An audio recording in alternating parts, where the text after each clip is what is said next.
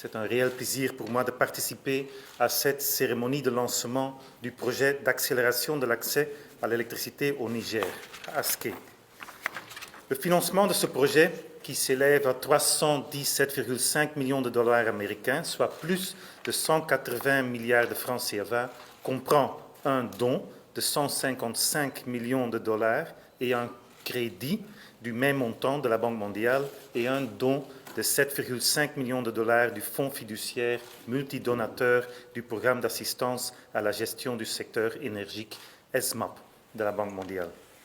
Ce projet est le premier d'une approche programmatique multiphase d'un montant total de 842,5 millions de dollars, soit l'équivalent de 480 milliards de francs CFA d'ici 2030, qui vise à contribuer à la mise en œuvre de la stratégie nationale de l'électricité.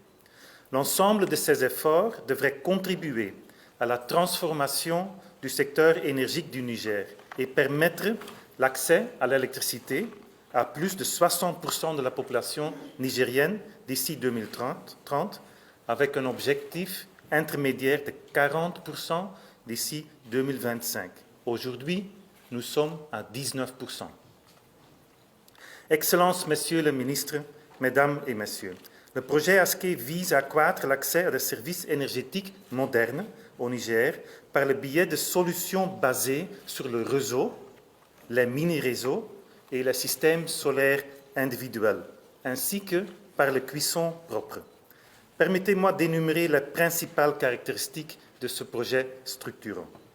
Le projet transformera le système électrique du Niger en interconnectant le réseau de l'Ouest, celui de la zone du fleuve, avec le réseau centre-est du Niger qui représente plus de 90% de l'électricité consommée dans le pays. Cela permettra non seulement de mutualiser les moyens de production, mais aussi de faciliter l'exploitation du système et l'intégration des projets énergétiques, notamment les énergies renouvelables.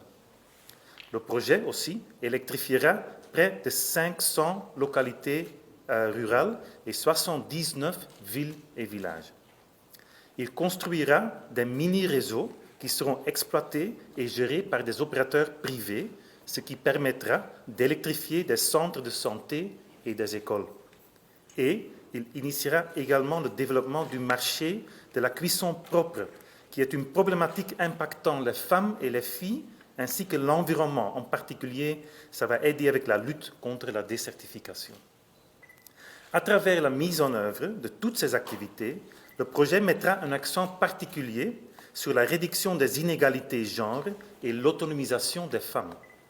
Le projet encouragera l'augmentation du nombre de femmes dans des postes de direction dans le secteur de l'énergie, notamment au sein de la Société nigérienne de l'électricité, Nigélec.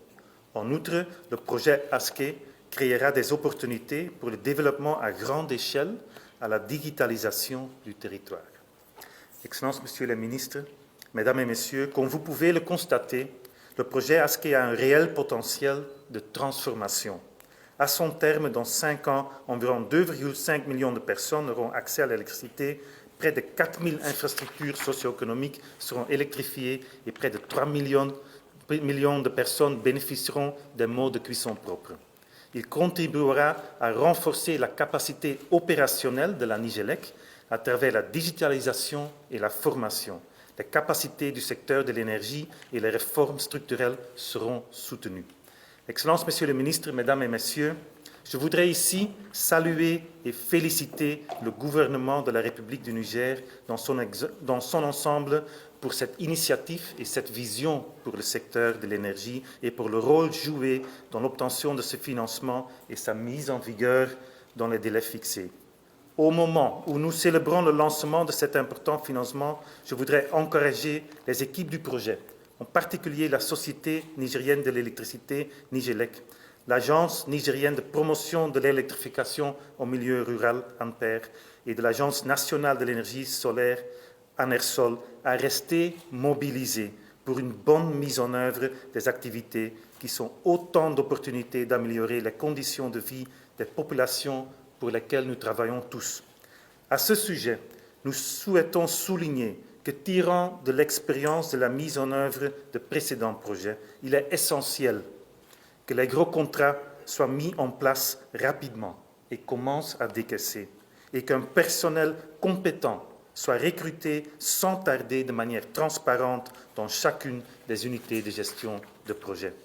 Permettez-moi, avant de terminer mon propos, de vous réitérer l'engagement continu de la Banque mondiale à poursuivre son appui au développement économique et l'amélioration du bien-être des populations du Niger. Je vous remercie.